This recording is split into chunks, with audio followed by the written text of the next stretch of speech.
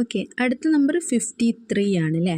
അപ്പോൾ നമ്മൾ 53നെ ആദ്യം നമ്മൾ സ്പ്ലിറ്റ് ചെയ്യും. 50 + 3 ആയിട്ട് സ്പ്ലിറ്റ് ചെയ്യും. The whole square is equal to 50 square plus 2 × 50 × 3 അല്ലേ. നമ്മളതിന് ബ്രാക്കറ്റിലിട്ട് കൊടുക്കും.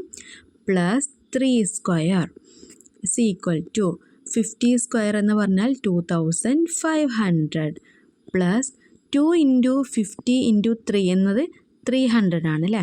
300 + 9. അപ്പോൾ എല്ലാം കൂടെ ആഡ് ചെയ്യുന്ന സമയത്ത് 2809 ആണ് ആൻസർ വരുന്നത്.